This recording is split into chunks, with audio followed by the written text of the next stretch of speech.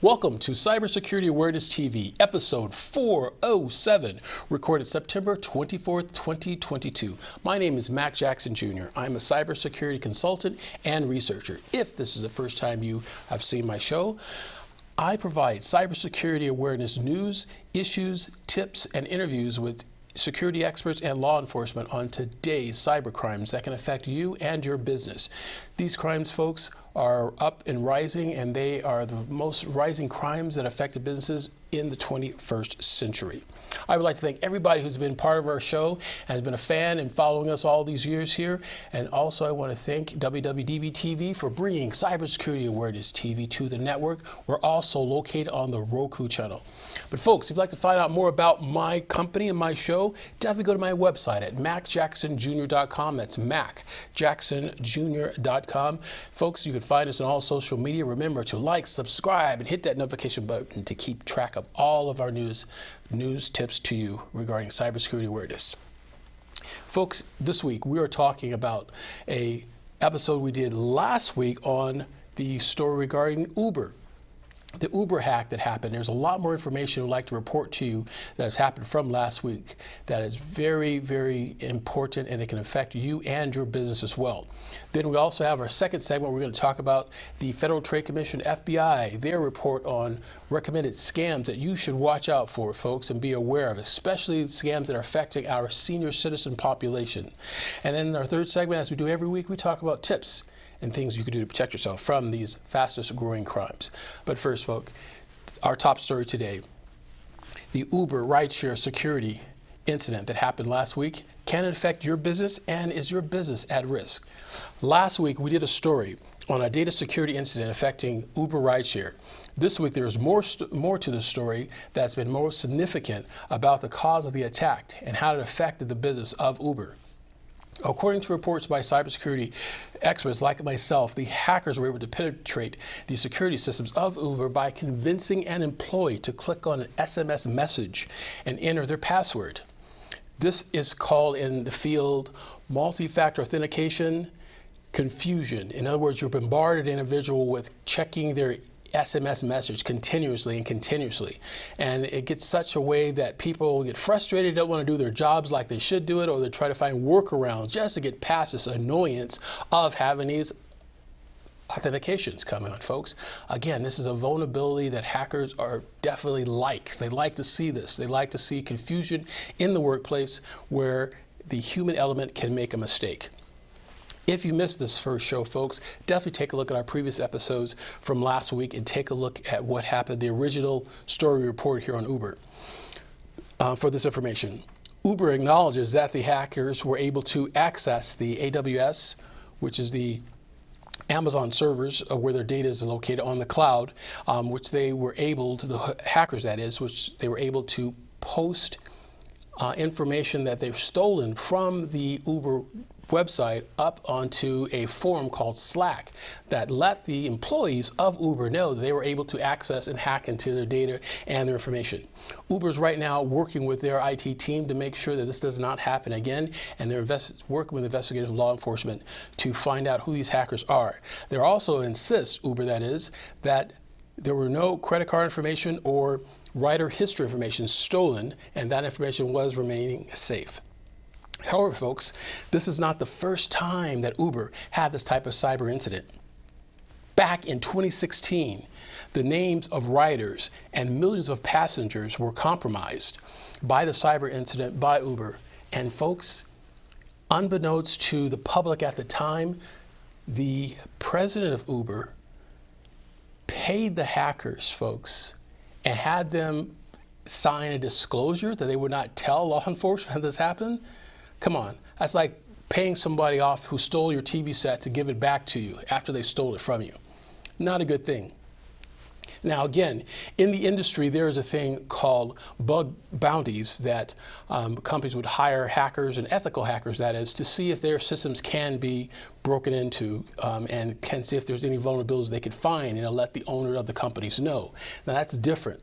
But this was not a bug bounty. This was different, folks. This was definitely something that's being taken to court right now and seeing if there was any negligence on Uber's side or on Uber's part. But there's a story I'd like to show you. I have a report here from the Tactical News Briefing from the Wall Street Journal. Check out this story, folks. We'll be right back after this. This is your tech news briefing for Monday, September 19th. I'm Zoe Thomas for the Wall Street Journal. Joseph Sullivan was the chief security officer of Uber back in 2016, when the ride-hailing company experienced a massive data breach. The names, emails, and phone numbers of millions of riders were exposed, along with around 600,000 driver's license numbers. A year later, Uber disclosed the breach and said it paid the hackers $100,000. To get paid, the hackers were made to sign a non-disclosure agreement, saying they'd destroyed the data. Sullivan was fired from the company in 2017, and he's now on trial for how he handled Uber's response to the hacking. He's accused of criminal obstruction, and he's pleaded not guilty. What happens to Sullivan in this trial is being closely watched by his peers in the cybersecurity space. Joining us to discuss the trial and its implications is WSJ cybersecurity reporter Robert McMillan. Hi, Bob. Thanks for joining us. Yeah, great to be here. Bob, companies are hit with hacks and ransomware attacks pretty often these days, so what makes prosecutors allege that in this case a crime was committed? Well, in this case, there was an FTC investigation going on. So companies aren't necessarily always under the scrutiny of the federal government when they get hacked. And the feds want everybody to know, to be on notice, that they're taking this stuff seriously. So the allegations here are that Mr. Sullivan basically engaged in a series of behaviors that ultimately misled the FTC about what was going on with cybersecurity at Uber. And specifically, they're saying he paid some hackers $100,000 to make a data breach go away, which is definitely a no-no. Now, Mr. Sullivan's side of the story is, look, we get security problems reported all the time. There's this thing called a bug bounty where we just pay outside researchers to report issues to us. And we felt that the data was not, leaked. We had control of the data. And we just sort of funneled this notification of a problem into our bug bounty program and resolved the issue with no risk to consumers. I think the trial is interesting even if you're not super into cybercrime or cybersecurity.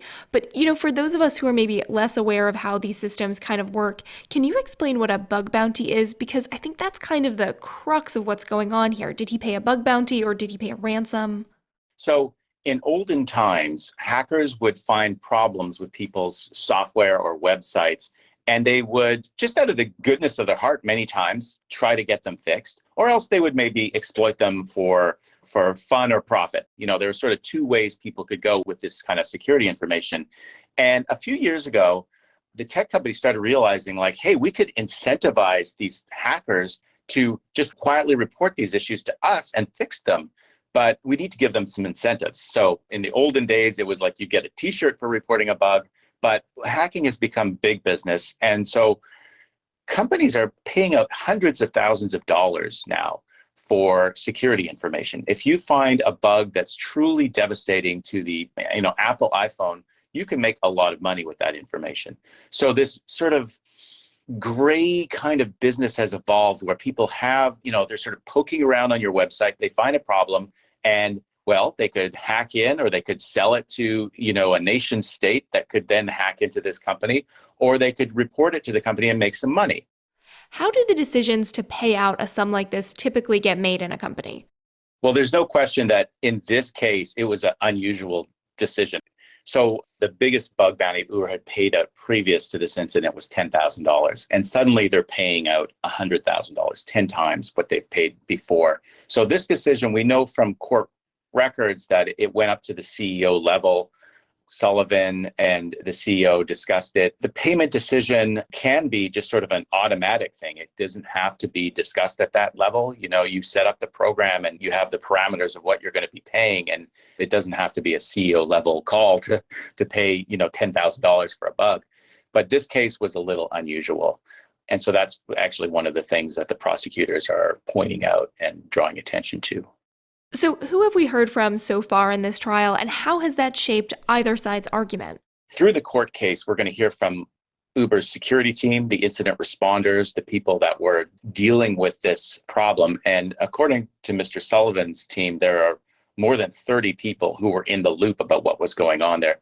We're also going to hear from the legal team, the ones who are interfacing with the FTC and making the decisions about what to tell them. And on Friday, Uber's CEO testified about the breach. Basically, he said he was hired in August of 2017. And when he took over, he kind of took a look at what was said about this incident, and he lost confidence in Joe Sullivan. He felt like he couldn't trust what Sullivan was telling him, so that's why he fired him. Okay, the cybersecurity community is watching this case pretty closely. What are the implications they're worried about? So the Sullivan case is really being watched very carefully by a lot of security executives, because he's facing jail time for making a decision that I think they have a lot of sympathy with this. Like, you have got a lot of pressure when you're in that position, and the calls that get made, they involve a lot of people. We're talking about the CEO, the legal team, and the security team, all in concert, kind of making the decisions on what to say to the FTC and how to respond to this breach.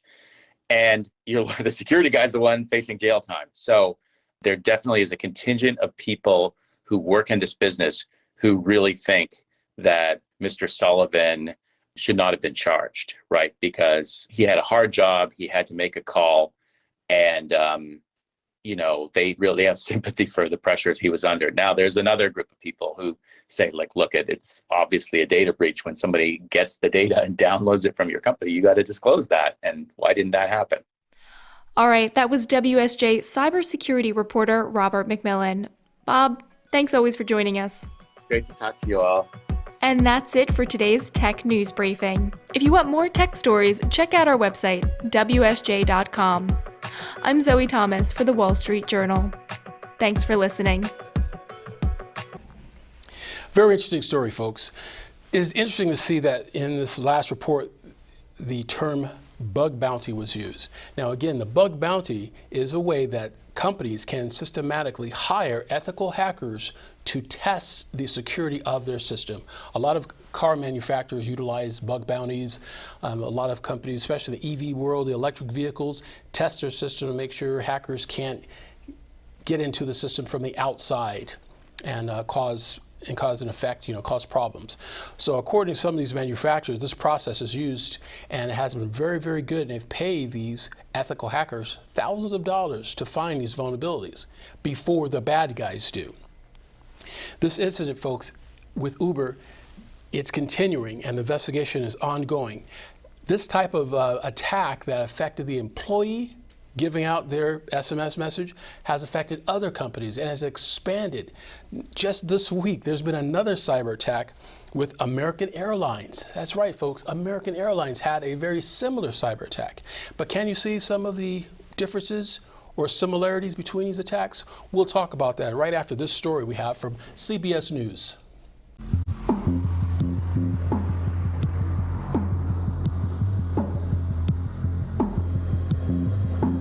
If you're a flyer of American Airlines, listen up. This major airline says a hacker accessed the personal information of some of its customers and employees. The airline claims only a small number of people were impacted by the breach, and they report that there's no indication that the compromised information is being misused. The company says it is putting additional safeguards in place to prevent future hacking attempts. The incident comes just days after Uber suffered its own data breach. Lindsay Gorman is a senior fellow for emerging technologies at the Alliance for Securing Democracy and joins us now to tell us just how bad this is for those impacted by these incidents. Lana and I were speaking about this. What should they be concerned about, and what the heck is a customer supposed to do reading and hearing this news? Well, these types of cyber incidents are really becoming de rigueur. They're part of our everyday occurrence in everyday life as consumers, as employees of these businesses. And I think in the case of the Uber and the American Airlines hacks, they are slightly different. The American Airlines hack did occur back in July, and it's only just being made public now. American Airlines did say that only a small number of employees and customers have had their personal data compromised, and that could have included sensitive information like their date of birth, driver's license, passport numbers, and even some medical information that they may have provided to the airline. But because this happened in July, unless you've already received notice specifically that you were one of the customers or employees impacted by the breach, I think it's pretty safe to assume that your data was not likely impacted in the American Airlines breach, just if you've happened to have flown on the airline recently. On the Uber hack, though, the situation is a little more hazy. This occurred just last week, and there's early reporting that suggests a significant proportion of Uber's back-end and operations may have been compromised. Uber's come out saying that it hasn't found evidence of compromise of data yet, like on a trip history, but we can't rule out that possibility. The investigation is ongoing, and the cybersecurity community is viewing this as a fairly deep breach in terms of what could have been accessed. And for the consumer who might have been infected, if your personal data is compromised, the biggest risk you're really looking at is identity theft, that a criminal can use your personal information to gain access to your bank accounts and credit cards by pretending to be you. That's why in the American Airlines case, they've offered identity theft and protection services to the impacted customers. So that's really what you should be looking at if you suspect that your data has been compromised in one of these breaches. Lindsay, in the case of Uber, the company says one of its employees was tricked into giving up their credentials. It's really concerning, the idea that somebody might be able to track your personal information, not just the stuff that already exists on the deep web, but where you're going, where you're coming from. What can companies do to try and better protect their customers' data when human error in this case is a factor? You're right. It's completely frightening that we're completely at the mercy of these companies' security practices, and we don't have a lot of information on what's in place. I think in the case of the Uber breach, as you mentioned, it was a really interesting feat of social engineering, where actually some of the systems that were put in place specifically to bolster cybersecurity, namely two-factor authentication that we all go through when we get a text to our phone after we've entered a password to log into a site, and we have to verify that in fact we are the account holder. That very system that's in place because of greater protection and is a best practice across industries, it was actually exploited in the case of this hack. The hacker kept pestering Uber employees until it found one that would accept a notification saying that this was the two-factor authentication and accept it even though it was a fraudulent one. They pretended to be Uber's own IT service. So I think the takeaway here is really that we have to keep staying ahead of the attacker. This is a cat and mouse game. As our defenses evolve, so too the attackers. And also in the case of Uber, I think it's about insulating the type of information that is accessible if one employee's account is compromised. I think that's a really important point, because it seems like the hackers are always going to try and be at least one step ahead. And I just wanted to add a quick note that, American Airlines has roughly 130,000 staffers, so even if they say it was a relatively small number of employees impacted, could still be a lot of folks. They say they're implementing additional technical safeguards to prevent this from happening again. But as you say, Lindsay, it can take just one staffer, one employee at any company to be tricked by a phishing scam to kind of make us all vulnerable. So vulnerable. All right, Lindsay Gorman, thank you. Thank you. Folks, what you can see the similarities between these types of hacking attacks between Uber, American Airlines, is the human factor, folks. The exhaustion that we're having now that's happening with technology now using multi-factor authentication. You have to use your smartphone. No, don't use your smartphone. Use your thumbprint. No, don't use your thumbprint. Use a code entered in. Don't use that. Is the person that's on the other line who they say they are? And that's causing vulnerabilities in systems. There's a lot of work going on right now to protect and come up with a way of giving a better type of password accessibility. There's talk of passwordlessness. That's a new word of vernacular now. Giving us access to websites where we don't have to go through so much of this multi-factor authentication to bring down the human factor as a vulnerability point. But these are things we must all be aware of, because these crimes are on the rise, folks, and they are steadily getting worse, but still but still there's things that we can do to protect ourselves. And the first approach is like we're doing now, talking about the awareness and letting you know that cybersecurity consultants and experts around the world are working on these types of protections and vulnerabilities. Our best defense, folks, as we always say always in the show, is to be proactive and to be aware. Folks, hashtag stay CyberWoke. We'll be right back with Cybersecurity Awareness TV after these messages.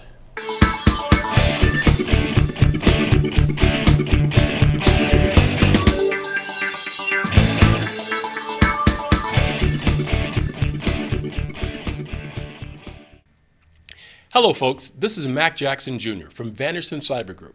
The problem with businesses today is that they are affected by cyber attacks from around the world, but companies are not sure of what to do. Normally, they are reactive instead of proactive. But folks, cyber attacks can affect your bottom line, and it will affect you financially, legally, and your business reputation. Here at Vanderson Cyber Group, we can help you develop a policy by training your employees on what to do if they are involved in a cyber attack and how to mitigate it and fight against it. Folks, we call it here hashtag stay CyberWoke. And that's Vanderson Cyber Group here in Las Vegas and around the world. You can reach me, folks, at VandersonCyberGroup.com or my website, MacJacksonJr.com as well. Here locally, 702-868-0808. Give us a call today, folks. We must fight back.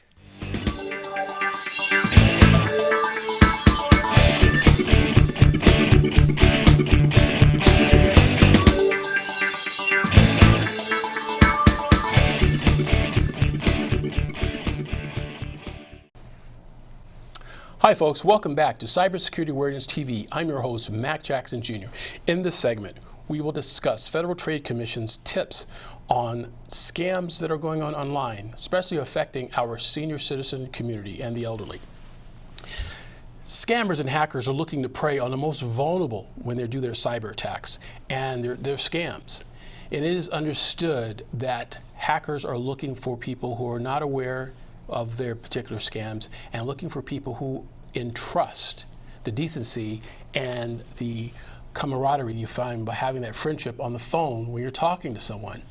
And our senior citizen community is definitely one of the groups that are very, very vulnerable to these types of cyber attacks. According to FBI, the cost of these types of cyber crimes have risen in the U.S. to over $3 billion last year, and which is on a great increase of up to 62% from last year, according to the law enforcement sources. Hackers play on these types of scams by using tactics like social engineering, where they will use emails and phone calls pretending to be someone that they're not, representing an authority, requesting access to your bank accounts or to your credit cards. Or even scams, there's a scam called the grandparent scam, where they would call and contact grandparents stating that their grandkids needed money and needed to be sent using a cash app or some sort of other illicit types of scams that are out there. We have discussed these scams on our shows for years, but we want to bring it to your attention this week that the FBI has definitely recommended that everyone be aware of these types of scams and talk to our family members about these types of scams and to be proactive about them. I have a story I'd like to share with you regarding these types of scams from KJRH TV in Tulsa, Oklahoma. Check out this clip. New at 6, the truth can set you free, right? Well, many of us have heard that saying, but what about half the truth? As 2 News Oklahoma problem solver Pete Knutson tells us on this Watch Out Wednesday, it can get you ripped off. After months and months of COVID shutdowns, the message on TikTok sure looks enticing. Americans who worked through the pandemic, it says, are being paid up to $26,000 by qualifying for the Employee Retention Credit.